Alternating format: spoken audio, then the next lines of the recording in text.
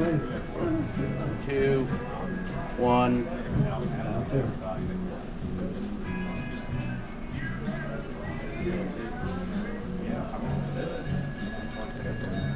Efforting. Huh? He's efforting. It's not going yet. I still want to see how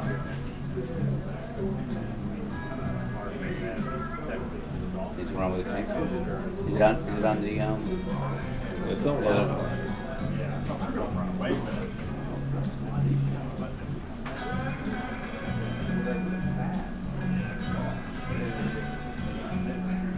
First shot.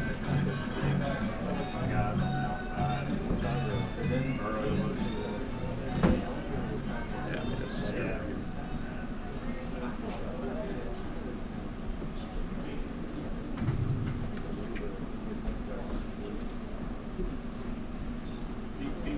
We'll go out to eat. That's fine with me. Yeah, give me the phone, buddy.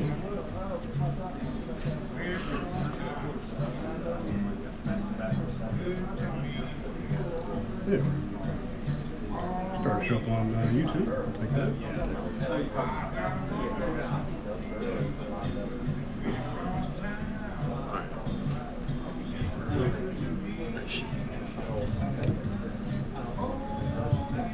Producer, director.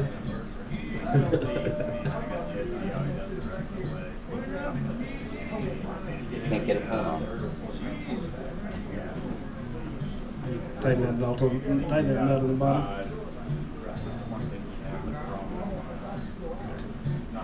Like, how to get all your goofy things off of that thing. Oh, did you have those like masks and shit? Yeah, okay.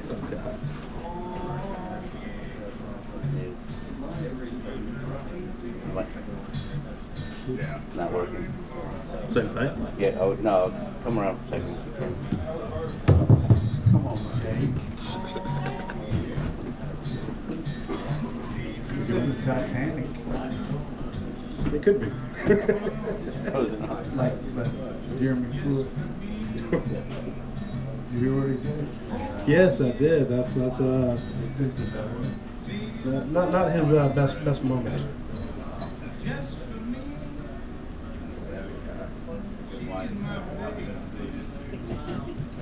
Hey, you two folks will be with you in just a minute.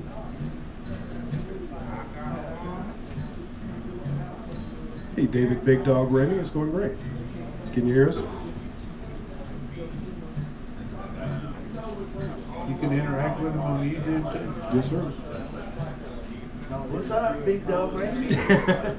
He's like, hey, how's it going? I'm like, hey, it's going great. We're about to have some beer. It's doing fantastic. I like that chicken today. That folks in Las Vegas. Yeah, for those waiting on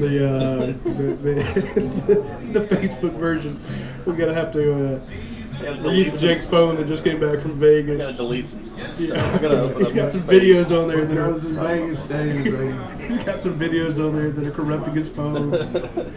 Can you get a penicillin shot for that phone? Let's try. Not the sick one. Yep, there we go. Ah, excuse me. You're on. All right. Hey, Dante Green. Go Dogs. Are we up and running? Beautiful. Hey, everybody. Welcome to UGA Sports Live podcast here at Champions on Baxter Street. My name is Radi, the Bull. I'm joined by the globe-trotting Jake Roos and Hall of Fame coach Jim Donnan. We are live at Champions on Baxter Street, home of the best fried chicken in the universe.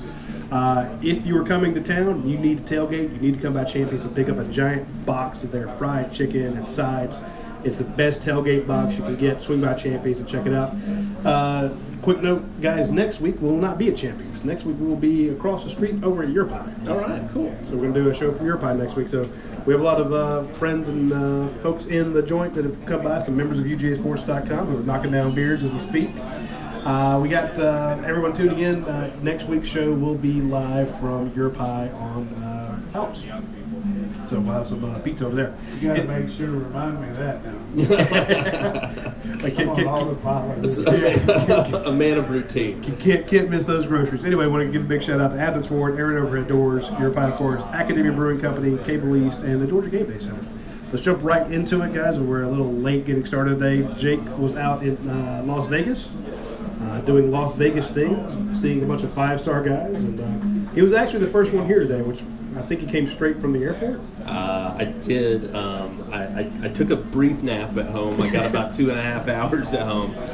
So we're gonna make Jake carry the show today. 'Cause, let's see how Jake does on 2.5 hours of sleep. Anyway, Sleep's overrated. exactly. Sleep when you're dead. That's what my dad says. So we'll ask you definitely about all the 5 stars you saw. You saw how many? 5 stars? I've seen 5 stars over the course of the last about week and a half. Yeah, so that's about 20% of the rivals in the current. I'm just saying class. you can't find anything like that anywhere else in the world. If you want to find great Georgia recruiting coverage, follow Jake Roos, follow Good UGAsports.com. job sending them all over the country. I saw 17 5-star Saturday. How many we got? Well, that's a target-rich The environment. stars don't mean anything anymore. You got to leave that out. Kirby doesn't like talking about that. But seriously, before we get into our show, I just want to give our deepest from the UGA, our site, our deepest condolences to the Bill Say family. Yeah. We lost a tremendous guy who just so loyal to Georgia, played here under Wally Butts, and his wife Margaret, a good friend of our family. He fought cancer here, and he meant so much to all the coaches in Georgia, whether you were the head coach, assistant coach. He was just a guy who loved the school, and just heartfelt condolences to his family and all the Georgia people in mourning today. Yeah, that's a tough one. To say he's very, very well known, very well beloved family of UGA Sports, absolutely. And our deepest condolences go out to them. Coach, we have to shift gears and talk a little bit about the game that was here in Athens. It was a First off, I would say to you, and I don't know how many of the fans listened to it, but I feel like that the after the game show really gives you a pretty good idea about right off the bat. It's kind of like these political debates where people just all of a sudden they just analyze it for you. I feel like you're really underselling it if you're comparing it to political debates. I'm not talking about the latest ones. I'm just talking about all these guys that get on there and start talking about what they should have said. But I do feel like Dane Young does a good job of moderating that, and we can get some back and forth with Radi, and we give our initial impressions of what happened. And from my standpoint, I was just overwhelmed with the way so many different players were able to get out there and perform pretty effectively. Because usually when you put that many guys in a game, you're going to have some plays that look pretty bad, you know what I mean? And overall, I mean, they get scholarships. They're going to get some plays against us. You can't shut them down all the way. And the guy made a good play on the interception. But overall, just the fact that we were able to play that many guys, get through pretty much unscathed injury-wise, and build some good morale. You know, guys go out there and practice, and they work hard, and get a chance to get into games and second team, and some guys that are down the roster got to play. And I was encouraged that the improvement we made on the non-stupid penalties and just the overall way that our kicking game continues to be dominant. So even though, you know, you're playing against yourself, so to speak, when you play a team like that, which I would give them a lot of credit because they had a good plan for us. They did a good. What do you point to? Something happened there? Yeah, we got some people chiming in here saying audio's struggling a little bit, but keep going. No, you. Hey, I didn't mean to throw you off. Just one, just two. Let's get that audio going here. Well, you mean some sign language? I can sign. I don't know that that's appropriate for our viewers at home. we only know one sign, Coach. All right, you didn't know I could do that. But anyhow, here's the deal. Our team, at this point in the season, except with the loss of our starting right tackle, who hopefully is going to be back soon, but overall, just a very fluid team. We're very athletic with good pressure on the quarterback. But I was going to say, in the case of Murray State, a little bit different thing than I've ever seen before. You know, you've seen teams come to the line quick and run plays in a hurry, or you've seen them wait and then move out of the huddle and run a quick play on short yardage. But they did a good job of disguising their formations. They lined up in the huddle and waited and then broke real quickly with just about 5 seconds to go. So it's hard to make any checks. You do know what kind of personnel's in the game, but you don't really know how they're going to line up 3 by 1 and 2 by 2 or whatever it might be. So from my standpoint, they did us a favor because that makes our team understand how you have to recognize things quickly and get the right call. You know what I'm saying? So that happens a lot of times when a team breaks a huddle early, but I've never seen it happen when they get like that late. So kudos to Coach Stewart and the Murray State staff for that little deal that they pulled. I thought it was pretty smart. Yeah, it seemed like, you know, Georgia, I told Radi before the show got started, I didn't want too many questions about the game because I didn't get to watch it. I was out watching Keely Ringo instead, but it seemed like Georgia kind of got off to a little bit of a slow start and then bounced back 35 points in the second quarter. I mean, you got to be excited anytime against any level of competition. If you can produce 35 a quarter, I think that's quite an impressive feat. You know, it's hard when you got 11 guys out there. I don't care who you're playing against. There's so many things that can go wrong on offense. Miss one block or hold the guy or whatever it might be. And but when the defense is out there, sometimes you don't see a guy falling down or a guy get blocked where there's a hole supposed to be and the ball's thrown and the guy misses it. But I would just say our effectiveness, our ability to execute is there. And what we're going to have to do is, we are playing a lot of plays, but we're going to have to hone it down and get the best few guys in each position. And we won't be able to substitute quite this much. But I feel like that, and I mentioned this to Radi and I said to you, I feel like our competition in practice is better than anybody we're going to play for the most part, with the exception of maybe Auburn as far as the talent level. So, every week we're getting good practice against each other. I wanted to ask you, too, about, going into this week, how do you is it possible to take that experience versus Murray State, translate that over? I mean, can you game plan kind of the same for these guys, or do you have to switch it? I mean, they run a spread offense, but I'm going to just tell you this right now. Like I told you last year, we kicked Massachusetts' butt, but you're going to see some big-time receivers on the other team this week. You got a guy that's already caught 16 passes in 2 games. 2 games? And, one of them transferred from Oregon. And these guys know what they're doing throwing the ball. I mean, I have a lot of respect for Blake Anderson. Certainly, it's a tough situation for him losing his wife during the preseason camp. And I thought that was a tremendous gesture on Georgia's part, saying that they were going to ask people to wear some kind of pink for, in respect for his wife. I think that's good. We did something similar last year when we played Austin Peay, and they have a sick child on one of the coaches, and we raised a lot of money for them. Georgia fans are going to, they got empathy for the other team and all, but realistically, this is an offensive team that will be. I mean, to me, they'll be better than Vanderbilt offensively, just because Vanderbilt had some three good players, but their offensive line couldn't protect against the Little Sisters of the Poor. So I think our team is going to be stressed this week, and I like that. You got to see some stress because Notre Dame's going to come in here with some good athletes.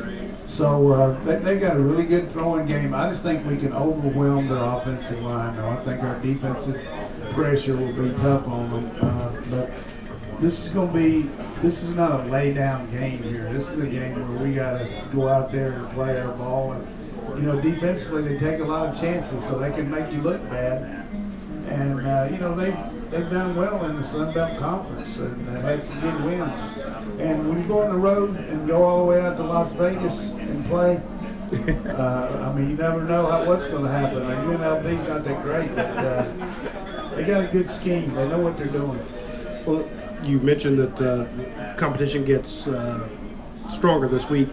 I do appreciate that Kirby Smart in his post-game press conference, mentioned repeatedly, because there was like, wow, Nolan Smith had a great game. And George, hey, Coach, you had a lot more havoc this week, and George Pickens this, and, mentioning all the guys that did really well.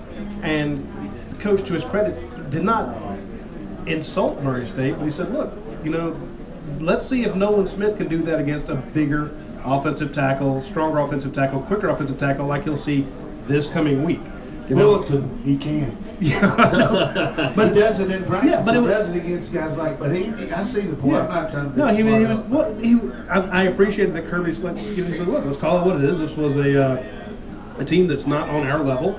A lot of guys got in. We got to see them do it. But he said, he pointed out, we'll see what the real test of these guys can do against a stronger quarterback. Can George Pickens get open again against a better quarterback? And as much as that game was hot as 9 hells on Saturday, it's going to be probably hot this weekend. These are some games that I know the fans aren't too excited about, but when you've got these freshmen that you're expecting to play, and they're getting out there, and you've got 2 new coordinators that you're working out, who are putting in different packages, different personnel packages, and running their schemes, you're going to get 3 good building blocks. The Vanderbilt game, the Murray State game, the Arkansas State game, going into this. So that I think that I appreciate that Kirby said, look, that we can't. This is not a team that's going to beat everybody 63-17. Yes. So what we were able to do last week, which we didn't do against Vandy, we accelerated a little bit of our pressure package because you're playing against a team that you're certainly better than, but at the same time, that first conference game, you got to get a W. Yes. And we were very conservative in making sure we didn't give them anything easy. They didn't score a point on us except 2 field goals. So, but it's pretty obvious if you let the Dawgs loose like Purdue did the next week. I mean, the guy passed for 500 yards for Purdue, and we talked about Purdue would sack them a lot for Vanderbilt. But you just play that first game to win it, and not so much to personnel-wise look at all the different packages like we did. We could be a little bit more flowing in what we tried to do as far as putting pressure on the quarterback and all that, just because we knew after a week how some of these guys are going to react, and they all reacted pretty well against Vandy and continued to improve last week. And I noticed in some of the comments I read on your daily practice reports that Kirby was pleased with the way we approached last week. Usually it's tough to get guys ready to play, but he mentioned several times that he thought the practice were very productive, so that's good to hear too. Now, he also mentioned in the post game, he says, we attacked this game differently than we have these type of games in the past.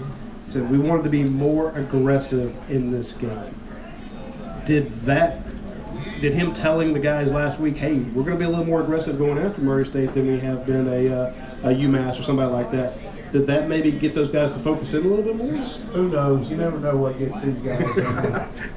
I think the difference was the team knew that last Wednesday champions were going to feed them.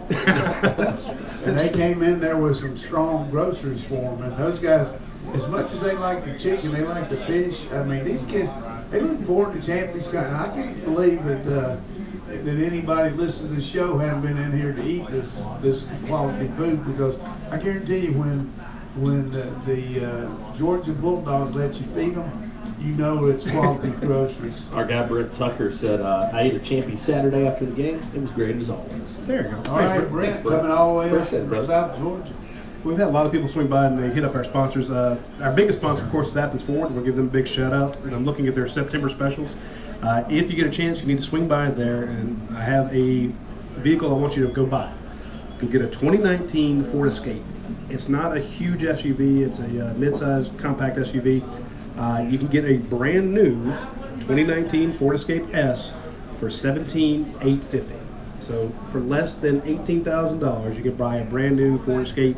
It's a fantastic car. I drove one to South Carolina, I believe, or someplace like that. It was a fantastic vehicle. You cannot complain about it.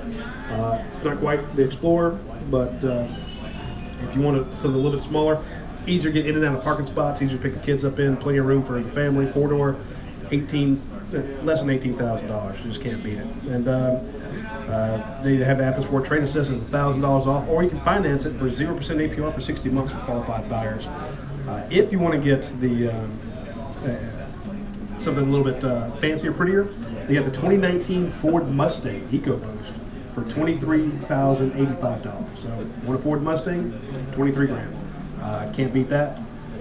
Again, the Athens Ford discount, $2,750. Manufacturer rebate, $2,250. So you get it for $23,000. Basically saving $5 grand on a Ford Mustang. Just can't beat the options. So swing by AthensFord.com. That's the home of the lifetime powertrain warranty. Everything you get from there will have a lifetime powertrain warranty on all their new vehicles. Even their pre-owned vehicles, if they're less than 80,000 miles, you will also get the lifetime powertrain warranty. So can't beat it, and you can't beat a bunch of huge Georgia fans who, that game this weekend's at noon. Go to the game, then swing by Athens Ford, pick up a new ride on the way home. Easy breezy. I'm gonna catch you off guard here. Great. This is good. 2.5 hours sleep. Yeah, Do it, Coach. Do I've it. had enough sleep to do this. This is going to be the bullet point recruiting deal by Jake Cruz.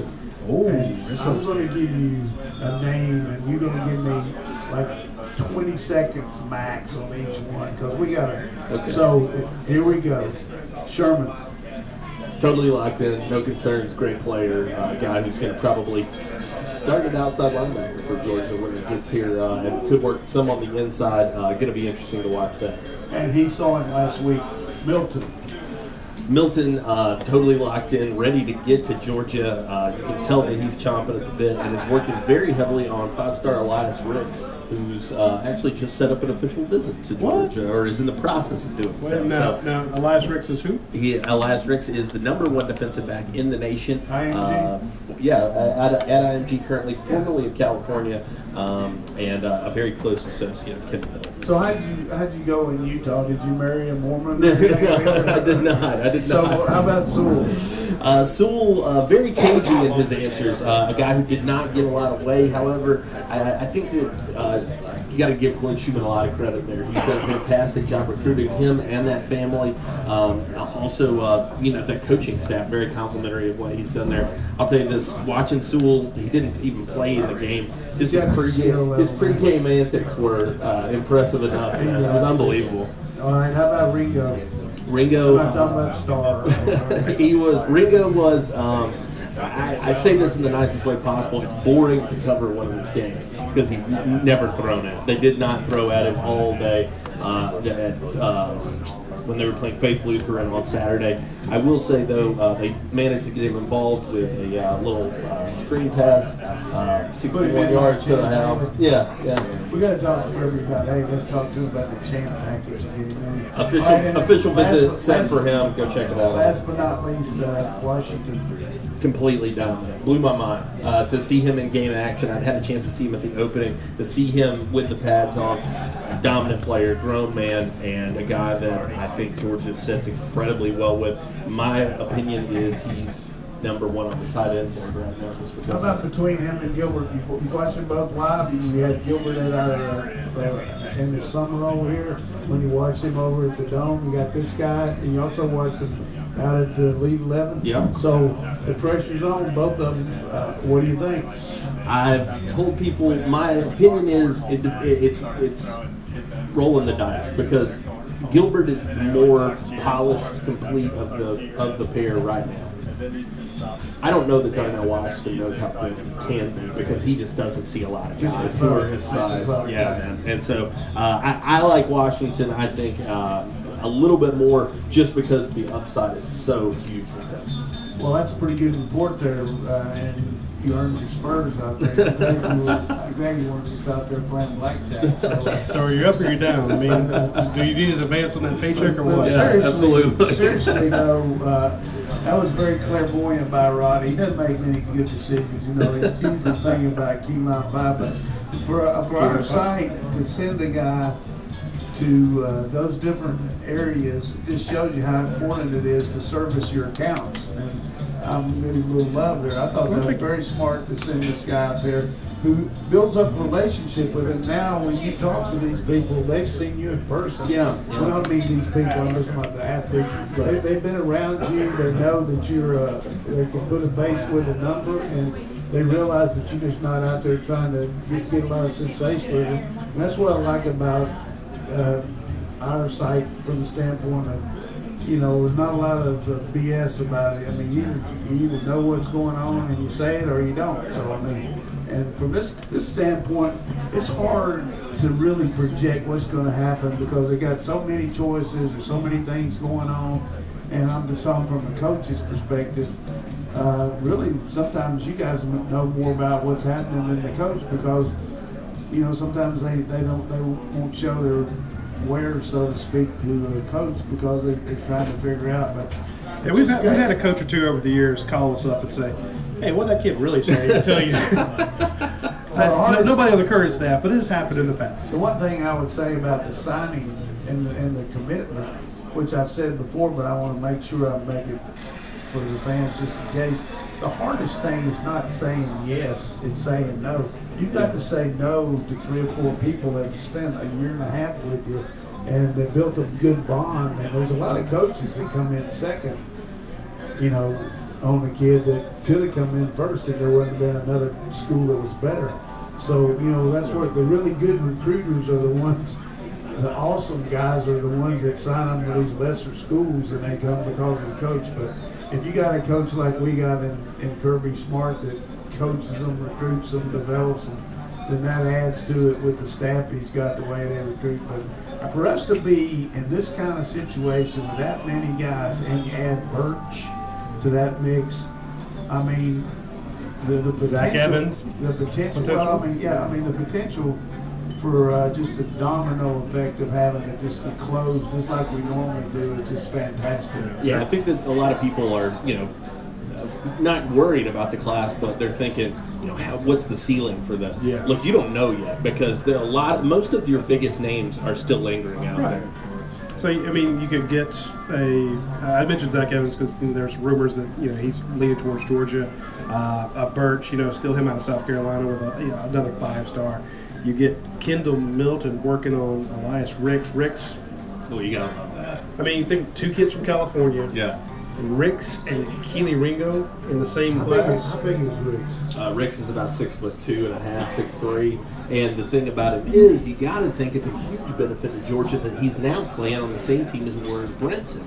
Yeah, And they're going to have the opportunity. originally? He was from, I think it was at Mater D out in California. So playing his senior year though at IMG Academy with Brinson, that makes him all the easier for Georgia to see. I'm not saying that that's going to be the end-all be-all, but you got to think it Here's helps. the other thing that I feel that's important. Roddy gets to talk all the time. I'm talking too much here, but I'm going to tell you this. I just think when you put Nolan Smith out there and N'Kobe Dean and Jermaine Johnson and you put all these freshmen out Trevon there Walker. and they look like they do, you're just reiterating to the kids, look, we'll play as freshmen. Yes. You're good enough. Even though we got all these players, you're going to play for Georgia. And that's proof in the pudding there. And that's what's great about the 4 games, not for the star players, but some of these guys that probably will get redshirted, like those 3D linemen. They got to go out and play some, and it keeps their morale up, and they keep working hard and practicing. So we're in good shape on these 5 stars in a lot of ways. But I think just the fact that we've done so well with the last 3 years have been unbelievable recruiting here. I want to add on to that because I know a lot of folks think, well, if these 5-stars come in and then they play ahead of a guy that you already have on your team, does that with a new transfer portal, is that guy gone? And to give Kirby and his staff some credit, he can say, yes, here's Trevon Walker playing now. Here's N'Kobe Dean playing right now. Here are these 5-star, 4-star, really talented guys hitting the field early. But if you come in and let's say you're not as physically gifted as the guy that came in the year behind you, you stick around and keep working, you could be a Justin Young, a 5th-year senior who's getting a lot of snaps. You could be a Michael Barnett, a senior who's getting a lot of snaps. You could Brian Harrion, a Tay Crowder, a guys. Look, it might take you a couple years to develop, but what's going to happen is when you were a junior, when you were senior, you're going to have great tape that you can show to the NFL because you're going to get out there due to experience, growth, and development. Even though, hey, you might be you might be rotating with a freshman who's a 5-star out of IMG or something like that. So we've had this question. We talked about it all summer. How do you keep this many guys happy? And you saw in that first game against Vanderbilt, 8 different guys catch the ball, 4 or 5 different guys run the ball. Everybody with a pulse play. Exactly. Keep So, them happy against them, but once you get these Ben Hur games, you might not worry much about. but then you keeping come to them happy. and say, look, did you want to win? You are at practice every day, young man. If you think that we are playing someone who's less talented than you, Go beat him. then beat him in practice. And a lot of these guys will tell you. We talked to Nate McBride yesterday. Nate McBride, one of the highest rated guys to come to Georgia, and a lot of people are like, where's Nate? Where's Nate? Nate gave one of the best interviews I've seen in a long time. He's like, look, this is what God wants me to do. I want this team to win. If there's a guy that has a little bit more talent than me, I want him on the field. I'm going to try to beat him in practice. I'm on every special team. He's on kick coverage and punt coverage. I'm going to make plays, and we are going to win. They've done a good job of recruiting the kind of kids as well, and I've heard this now from Josh Braun, Mikael Sherman. Those are the 2 that jump out to me. They say, look, I realize that to get to where I want to be professionally, which is in the league, I'm going to have to beat out guys of this caliber. I have to come into a situation like this. Mikael Sherman said, look, if I want to play at the next level, I've got to beat out Nolan Smith. I've got to beat out Adam Anderson. These are guys that you have to go up against. That's what an NFL roster is going to look like. Yes. I think they've done a good job selling them that. And if you just put it in the context of, there's 32 guys taken in the first round every year. Sure. And you look at it, how many guys are going to be first-round players or these 5-stars? Hopefully some of them, but not a lot of them, because there's going to be other players at their position that might be better at that than they are at other schools. But what you can say to them is, based on what we've done in the past, coaching in Alabama, Coach Pittman coaching where he has, at this point you rate very favorably to a guy I used to have, and I feel like you can, if you come in and do what you can move up the ladder. So even though these guys have high aspirations, it's still a big deal for these kids to think that they can go to the league, and they're looking at it. And when you get guys playing on TV, like when they introduce Isaiah Wynn and they introduce these guys, and all of a sudden you look at Kyler Murray playing out at Arizona, and then we got center playing for him. You know what I mean? It's just impressive. I liked when they introduced the Patriots, and shout out to Boss David Andrews. Hope he gets better and can be back, grab his starting spot back. Hey, how about that left tackle they got? But I was saying 70 snaps for a 6'2" Isaiah Wynn, left tackle for the Patriots. But they knew he had played it. I know. I'm just saying, you don't get caught to the size, but I'm it looked good. And then Sonny Michel gets introduced. And before you get to that, I want to mention Jonathan Ledbetter, 4 tackles on Sunday. Good job, D-Led. Good job, that's right. But as good as these frontline guys are for the Patriots, I think Bill Belichick evaluation, he goes to the bus station and picks up a few players. And they just go, To be fair, yes. I mean, it's unreal how good they are year in and year out with a bunch of guys that you don't know about. And he sprinkle in the really good players, and he sprinkle in the rehab players that he brings in. Give him Antonio Brown like he needs him. It's interesting Look at that you Antonio Brown and Edelman in the slot in the double. It's just Brady's out there. It's not fair. part of that is roster management, though, which is something we give Kirby a lot of credit for. Kirby It's- goes right there with the Coach Belichick and Coach I give Nick Coach Saban. Saban And one and Dabo thing, Swinney. they all emanate from Bill Parcells, who one of the things we used to do at Florida State, and he carried over it, is every Monday we would get in there after watching the tape, and we would rate our team 1 through 44. And if we had more guys playing on offense than we did on defense, we had some guys move. You know what I mean? Yeah, we sure. moved some, not during the season that much, but during the spring, because you got to get your best players on the field. The guys get you, but not just are you first team player because the second team guy's not any good. But you want to get your best players and keep constantly evaluating them, and that's what Kirby does. And I'm going to give a shout out too to Marshall Malco, who does a terrific job of evaluating recruits and deciding whether we should take a guy or not, and then Kirby ultimately in a position to. But the other thing he does is he watches the other teams we play.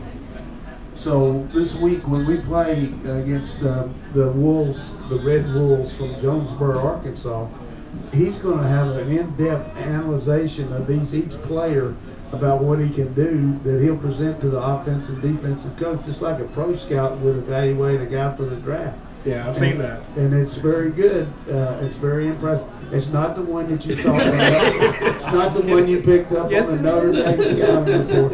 That's for the players. That was for the players. That's not the one for the coaches. But I knew that's what you were talking about.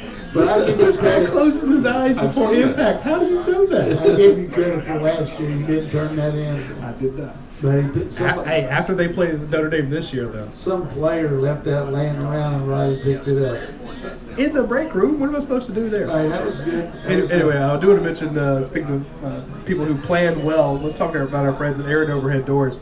If you check them out, now, like I said, I went by there not too long ago.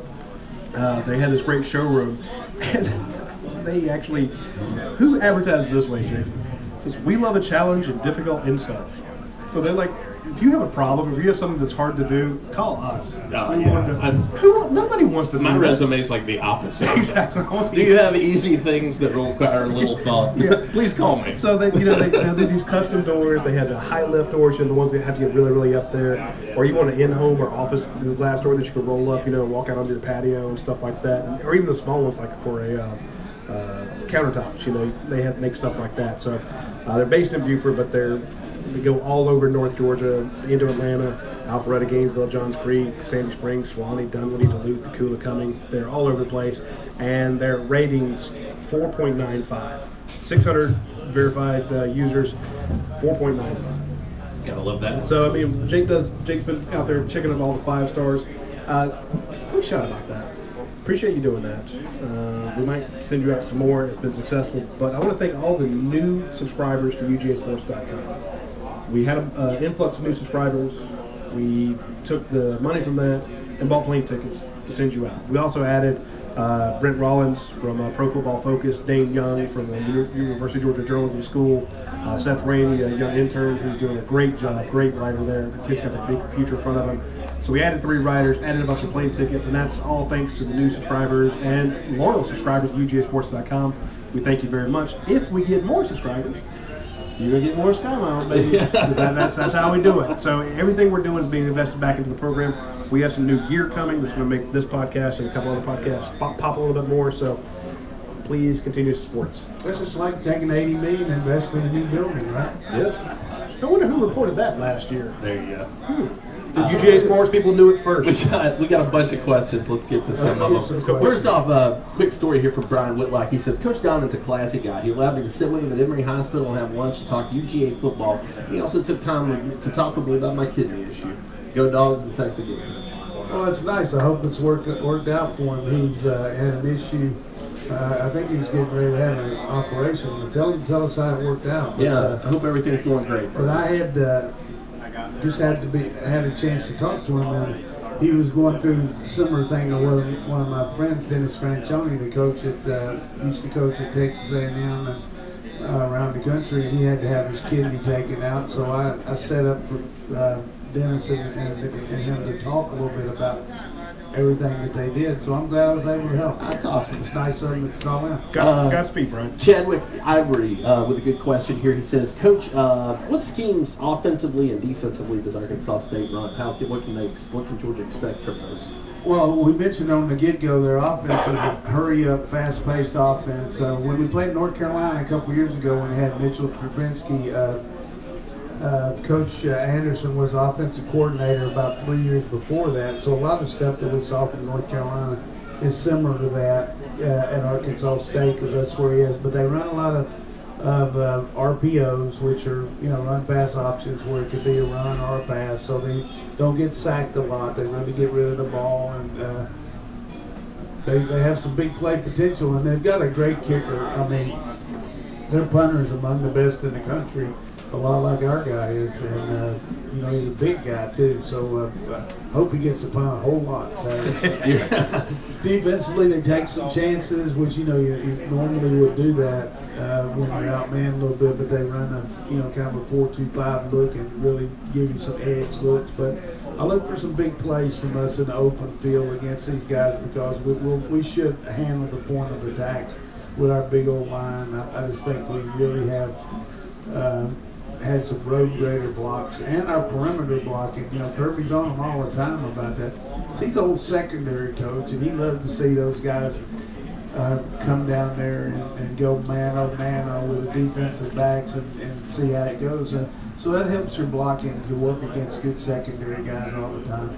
But the one thing we don't do much in practice anymore, which I think is smart, we don't actually put them on the ground tackling. You know, we do the form tackling, and we do what we call thud, hit through the attack, but don't put them on the ground. But Arkansas State will be a very formidable team as far as, scheme-wise, they know what they're doing. But talent-wise, they're okay.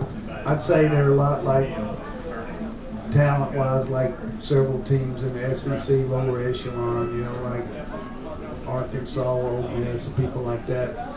And maybe Tennessee's there. I mean, after watching them lose like that, but I think they got better players than what they've shown. Yeah, you mentioned the one guy, Kirk Merritt, at Arizona or at Arkansas State from Oregon originally. They got another guy, Hugh Green from Oklahoma. So a couple of guys, big time guys. What happens to a guy that enters a transfer portal and you're a skilled guy? You don't necessarily want to go to a larger school and face the same kind of competition that you do at the school where you are. So you go to maybe a non-power school where you can be the big fish, Yeah. And that's what happens a lot of times with these skilled guys that get a chance and really go out there and flourish. And both these guys catch the ball and run good routes. Yeah, Kirk Merritt was an impressive player coming out of high school. Phil Rogers wants to know, Coach, does the quarterback that they're playing against on Saturday help them get ready for Notre Dame? Sure, because Notre Dame, we saw Book play against Louisville, and he was scrambling a little bit. The first run of the game was just a case of them playing man coverage, and he broke the line of scrimmage. I think Radi would have got 30 of those 45 yards, but it was pretty much there for him. But he showed some toughness too running the ball. But he's not like Wimbush, who we played 2 years ago, who's more of a dual threat guy. This guy's more of a passer. I'm talking about Ian Book, but the guy we play Saturday's more of a passer too, so it'll help us for sure. And practicing like we do against Jake Fromm and against Stetson Bennett and Juan Mathis and Priestley helps our team too because we go against good throwers in practice. Absolutely. A lot of questions here about the inside linebacker room. A lot of people are very interested in that position. Let me find the question I had it back here.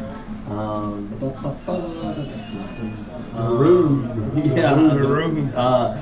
Stan Hebligan, he says, how do you see the ILB group shaping out throughout the year? Tyndall and Quay are all over the place right now. And then ZXBY140 over on the board says, how do you feel about the play of the interior line and linebackers today? It seems like Crowder and Rice are holding off all comers. Does that continue? Well, they held them off because they started the season. And, they should start. They're the upperclassmen. They played last year, and they're going to be the first-line guys. And as long as they continue to play good, they're going to stay there. And the quality of competition has not been overwhelming. So unless they just really stunk it up, it'd be hard to move ahead of them. You know what I mean? So,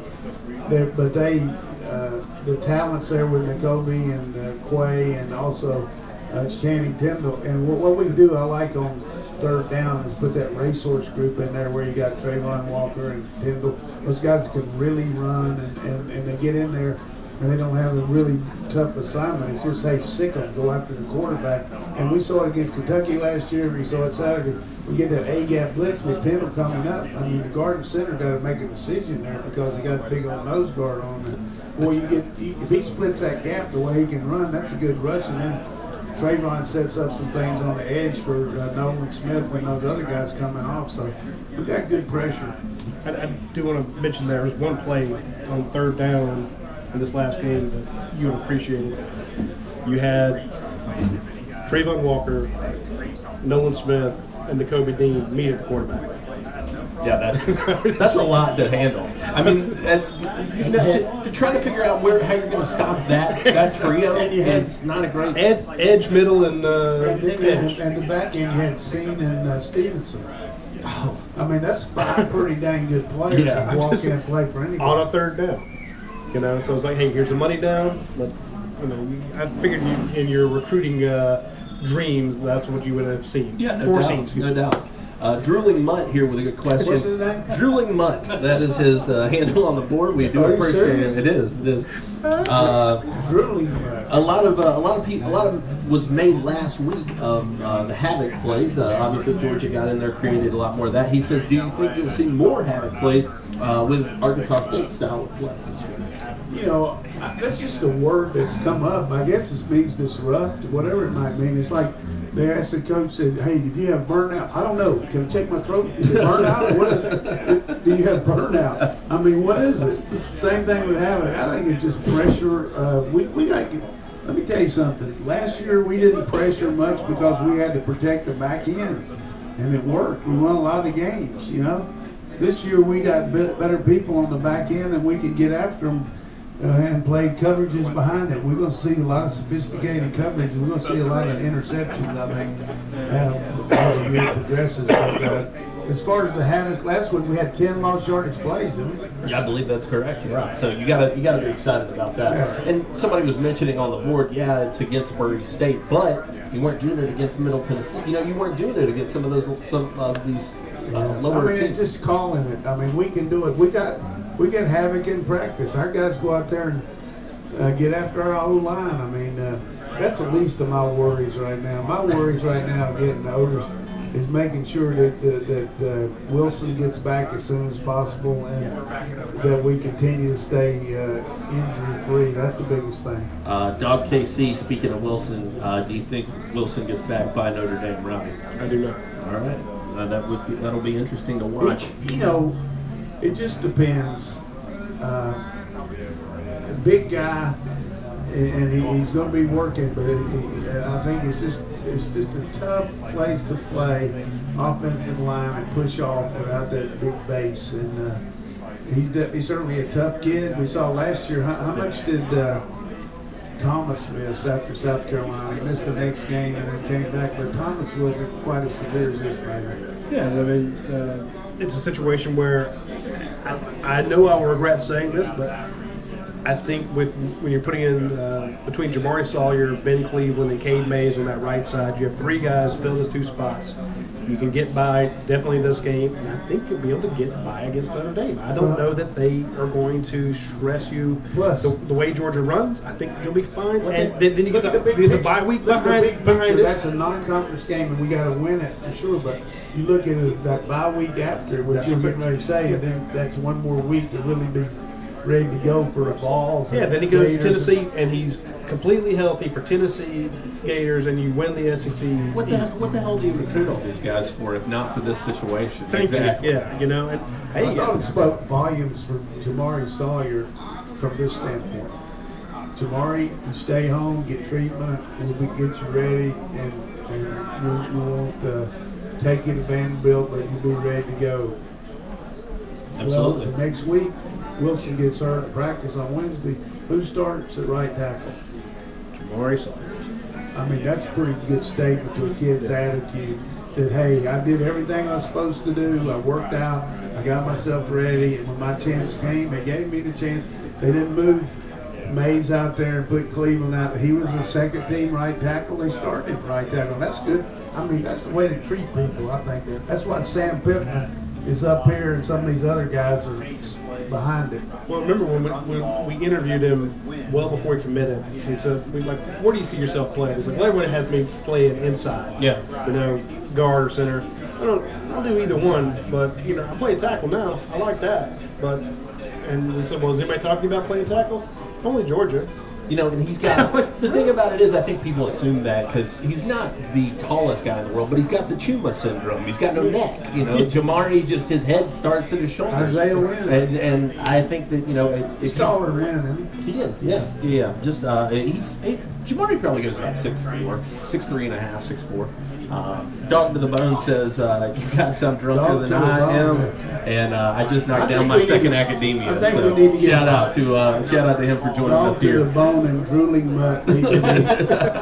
That would be a good deal. I'll give you a little drool if you give me some of that bone. Speaking of good band names, either one of those would work.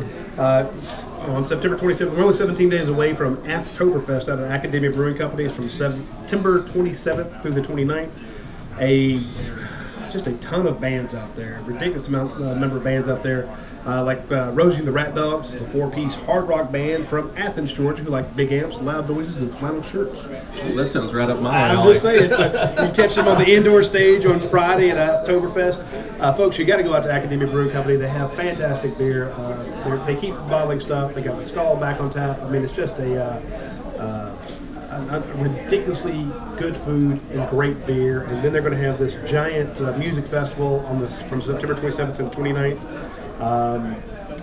I don't know how much more we could say about that. I mean, if you want to see a bunch of great bands, you want to eat great food, you want to watch games. I was going to say, on Saturday after that noon game, yeah. you looking for somewhere with the big screens? Yeah. Well, hey, you want to go watch the Falcons on Sunday? Swing by Academia. Why would you want to watch the Falcons right now? Yeah, I'm just saying. That was brutal. Well, maybe you want to watch somebody else. Hey, you want to watch? I saw that Thomas Davis leads the NFL. You're supposed to retire. Right now, he leads the NFL with 14 tackles. Awesome. So What's he with the Chargers? Chargers. Yeah. He's the captain. And goes to the Chargers. They're like, hey, let's see what he can do in an additional year. 14 tackles in week 1. Leads the league. How about I hate this. So maybe you want to watch the Chargers. the Texans defense at the end of the game last night? Oof. Here's the thing in Was that pro quarterback playing back too far? Here's the thing in pro football. If the clock's running and the guy catches the ball and he goes down, let him lay there. They got to touch him before he's down. If they hadn't touched the guy, the clock would have run out. Brian Whitlock follows up. He says, thanks for the shout out. I'm doing great. Having my right They team. did have a timeout though, but I'm talking about the play's got to keep running though before the whistle blows. Let him call it. I'm having my right Force kidney me. removed October 15th. Doctors say I'll live a normal life. Thanks again. Well, good. Keith, tell us to give us a report after he gets out of the hospital. Yeah, come see us We're when you gonna get be- out. we're buddy. gonna be We'll all over get you a that. beer. Dog KC here with a very interesting question based on what we've Except for seen Kansas so City, far. Missouri? I don't know. I'm wondering about that. I would think so. He says, based on what we've seen so far, which team do you think gives us the toughest game? Texas A&M, Florida, Auburn, or Notre Dame? Auburn. Agreed. Defense on the road. I mean, we played them, played Florida at neutral site. We got the other two at home. How do you feel? Texas A&M I was didn't gonna show say- me that much the other day. Yeah, I'll tell you, who showed me something on offense was LSU. Just what they were doing, but their defense was really incredibly bad, though. I mean, I don't know why they tried to keep playing man coverage against Texas, and why Texas played man against them the whole time. You got to mix it up some, man. Send a memo to those guys. They do too many clinics. They do no TV, too many interviews. Those defensive coaches. I mean, Randa's a good coach, and so is Orlando and Texas. But hey, man, when they get that many, you don't see many teams scoring against really good defenses like that. Man, that was unreal. Joe Burrow looked like he was unreal. I think that LSU gets it together on defense, and you've got to be concerned to play an offense in that form and fashion. They got that one That's game. scary. They got that one game over there in Alabama someplace. In some town named begins with a T that I don't know if they want to go over there. So they finished the season 11-1. Hey, right now, I told you this before. If you pick the 4 best teams in the country, 3 of them from the SEC and 1 from the ACC, that's it.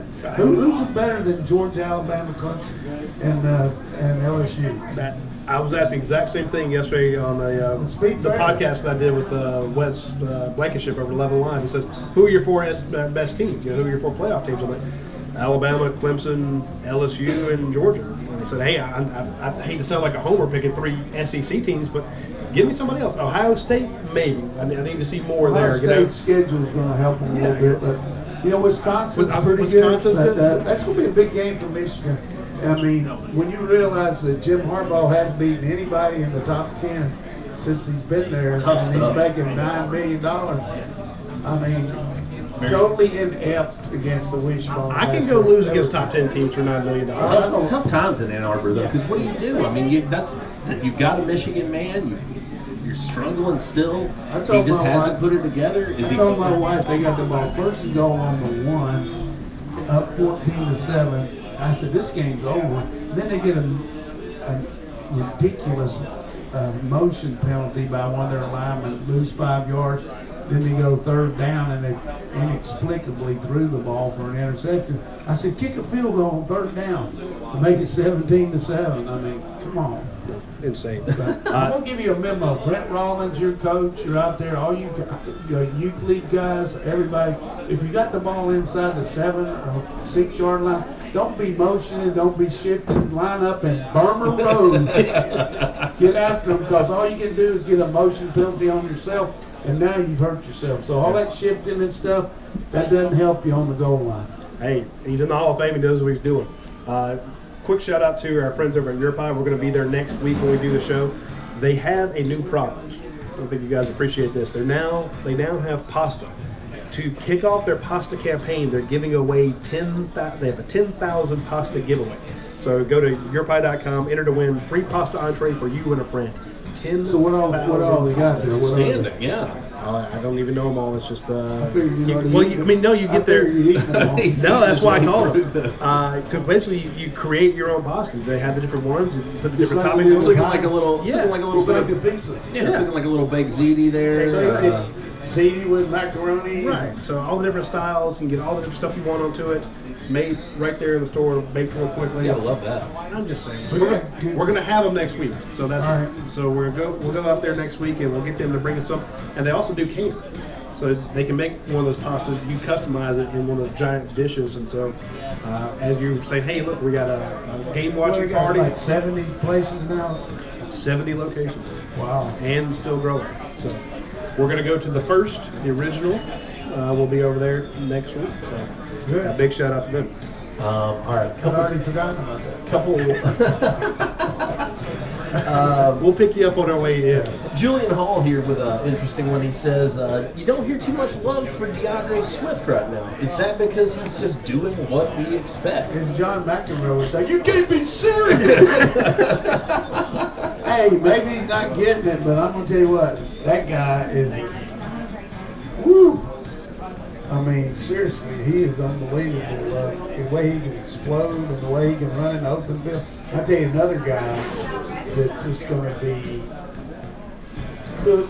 Mark my word, Cook is going to be big time difference maker for us. You watch what evolves with our team. That guy. What's today's date? September 10th. Yes. 1:03 p.m. Yes. Mark my word, Cook is going to be. I don't know how to pronounce what he's going to do. He's gonna do it. It's a family show, Coach. Don't let's keep this PG. Seriously, when you watch him get the ball to open field, who's going to tackle him? LSU last year. What were we talking about before the game? I don't remember. Now is a hard time. The reason I get so excited about him, I met his brother the other day. Oh, no doubt. That's what he is. Yep. Now he's 15 pounds. I mean, I love Harry and I love Zeus, but Cook. We were talking about him before that LSU game, which again a bad example there. But when you get around him and you see that kid, he's physically gifted and it's tough to stop. Twitchy. I like that. He makes my mouth hydrate, like Willie Taggart would say. Maybe Brian says, "Yeah." We asked him about James Cook. Is he's shifty. You know, I mean, you can just see the Shifty. I've tried to thud him up and missed him. He's like, you see him cut in one way and you commit and then boom, he's the other way. And he says that he'll be sideways and still running. He's got such good balance. And I think of a guy like, I go back to Noshawn Marino, who is my epitome of balance, a guy whose hips will just swivel off. when you watch James come around, his legs move out of the way of these would-be tacklers, and it's just the speed and the power the kid has. And I don't know how, as a defensive coordinator, you're like, okay, if they give it to the guy in the backfield, we got coverage over here. This is what we're going to do for containment. And then all of a sudden, they've lobbed it to James Cook, and he's off to the races. Alvin Kamara Jr. That's good way to put it. And what is Alvin Kamara but a nightmare for defensive coordinators? Because it's like, who do you put on him? How do you contain him? Because he can run it, he can catch it, And there's other guys on the field. If you're like, okay, let's try to contain him, well, then you got somebody else. Out there with Simmons, Robertson, Cook, and Landers out there at one time, and then Swift in the backfield, and Warner at tight end. Line up to stop him. Good point. I want to point out something. You mentioned Brent Rollins at Pro Football Focus. He had an interesting note. Georgia has yet to have a snap in 2 games without a tight end on the field. It's because they're trying to play bully ball. Interessante. Exactly. And lots of times there have been 2 tight ends on the field. They've been running that 12 personnel, but it's very interesting that there's not been one play in which there was not a tight end on the field. And I want to tell you one thing that I usually don't talk about what I say, but I remember this first show in the summer when I said, hey, watch out for Wolf. That's true. You did. I was going to ask about him. Like I said, I didn't get a chance to watch the game on Saturday, but it sounded like he was he's making solid. a lot of noise. He's a routine player. He make a routine play, and he doesn't mind getting his nose blit. He gets in there and fights. But Charlie Warner will have a big year. I mean, we hadn't thrown the ball to him, but he's blocking like a Trojan. He had a couple more knockdown blocks. You saw the Vandy game and how well Charlie Warner was doing. He had the same thing in this game. And then the coach was like, look, you scored 35 points in the second quarter. It's time to move on. You're bringing some of the other guys in. So Charlie Warner got out. Eli Wolf got out there. They threw to him a few times. Fitzpatrick got in. Riley Doe got in. So it's good to see some of those young guys get some things. But you got to be thinking, if you're Eli Wolf, how happy are you that you're not at Tennessee right now? Oh, man. And you've already matched your catch total. Speaking of rats running away from the Titanic, I mean. Hey, graduate transfer is a good thing. So, and he was the Titanic metaphor. No, that's bad. We could do another whole show on Jeremy Pruitt, but we're going to have to wrap up right there. I don't think everybody wants to give out their best Jeremy Pruitt story. Big shout out to Athens Ford, Aaron Overhead Doors, Europe High, Academia Brewing Company, Cable East, and the Georgia Game Day Center. Of course, we're on the 365 Game Day page, Facebook page. If you need gear, if you want to have something cool for the Georgia Notre Dame game or this weekend's game, there's still plenty of time to order something, get it shipped to you. If you're looking for some of that pink Georgia gear, it exists. Go to 365 Game Day; they can hook you up. They already got that pink stuff? No, it's pretty standard. There's a lot of women that like the pink stuff and with a big G logo on it, so you can go grab some stuff there. But again, just give them a like on that Facebook page. And of course, that's where you got that pink thong you wear. No, I got that at a much more fancy establishment. I thought we had all agreed to never speak of that again. Hell, I didn't pay for it. That's all that matters. Radi. So be sure to tune in next Tuesday. We'll be live at Europe High on Alps Road. We'll pick up Coach and bring him to next week's show. You guys take care. Things can't be unseen.